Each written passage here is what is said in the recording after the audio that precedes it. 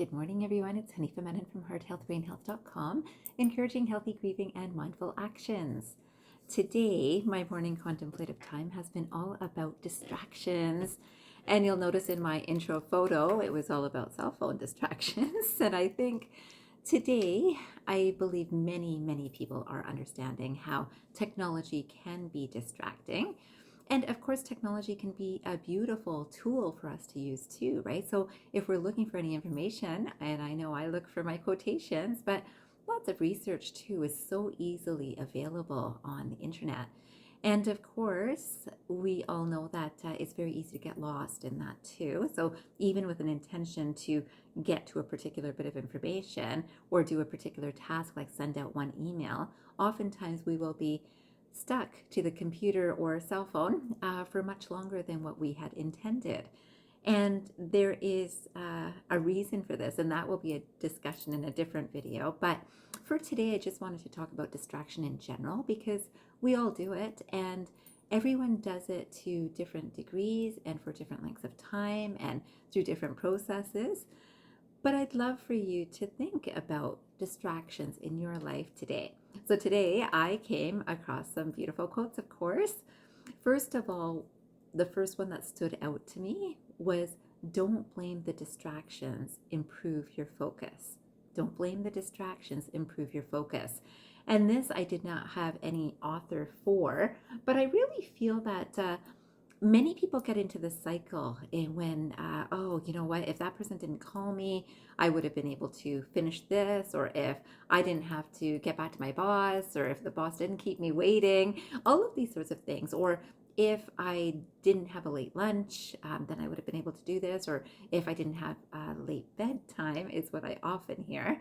If I had gone to bed earlier, I would be able to focus this morning. Now, many people go through this cycle again and again and again, right? So let's say we use that example. If someone has not gone to bed at a time that allows them to wake up at the time that they'd like to wake up with focus, then of course the idea would be change the time you're going to bed, right?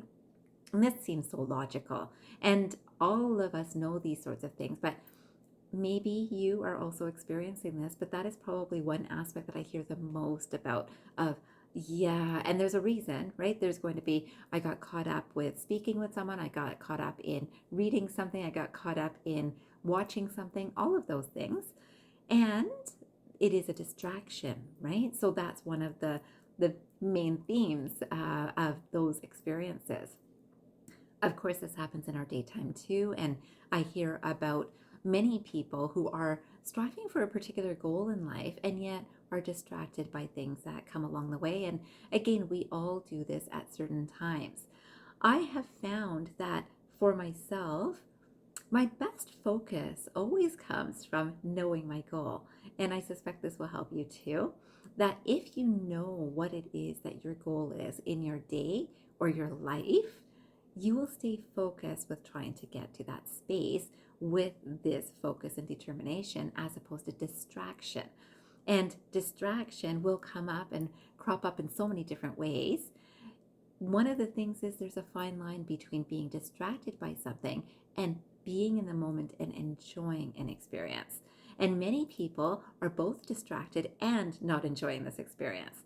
So I would love for you to think about whether you are enjoying the experience of the now and if you are enjoying it when you're distracted, because I suspect you would easily say no, because even if you're doing something very enjoyable that you're knowing that you love right now, if you are distracted by, I've got to do this next, or I've got to get here or there, which is what happens in our busy, rushed lives in our society right now, for sure, certainly in North America, but I suspect this is happening all over the world, we don't even enjoy the now. So I also found this wonderful quotation by Blaise Pascal.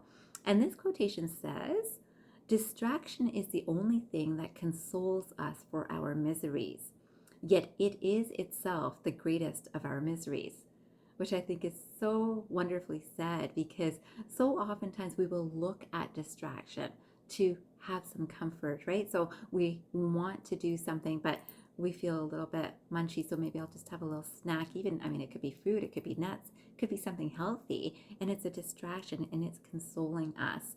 And in that time, we might get lost in other thoughts and experiences in our minds, yet it is a distraction, right? Because you might have had a focus, and then this idea came to mind of maybe I'll just have a snack, or maybe I'll just, I don't know, clean the house. I'm hearing about a lot of people who actually clean their houses when they are doing an enjoyable distraction. Yet if they can recognize if it is a distraction, it might be stopping them from doing what needs to be done. So then the next quotation I came across was by C.S. Lewis, which is kind of on the same line as this previous one. And it says, if we let ourselves, we shall always be waiting for some distraction or other to end before we can really get down to our work. The only people who achieve much are those who want knowledge so badly they seek it while the conditions are still unfavorable. Favorable conditions never arise. Now, remember, this is talking about knowledge, and I do think that knowledge is a great, great blessing, and I am someone who seeks knowledge, but I would say that that happens for every one of us, right? So we would be seeking knowledge about something that is important to us, right? So we might seek what would be the best program for my child to go into. So what would be the best sport? How are the other kids treating my child? How is my parent doing? All of these things are things that we seek, and it is some knowledge that we are seeking. Yet distractions arise, right? So, and we might say, oh, but I'll do that tomorrow. A parent might be thinking about that for calling their child. Same sort of idea, or getting to visit the child, or visiting a friend. It can be the exact same thing, that we can very easily get into the space of today's not so good because.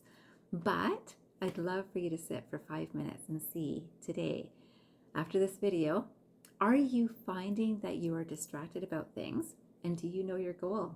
And if you can sit for 5 minutes and see that, yeah, am I distracted? Sit and figure out, what is it that I do to console myself or comfort myself? What am I drawn to doing for distraction? So you'll understand the why, that this is something to make me feel better. And at the same time, understanding your goal will help you keep focused rather than distracted. And on that note, because you know I love the power of now and being in this moment and appreciating the moment you're in, I'm going to finish with this quotation, which says, in an age of distraction, nothing can feel more luxurious than paying attention. I love that.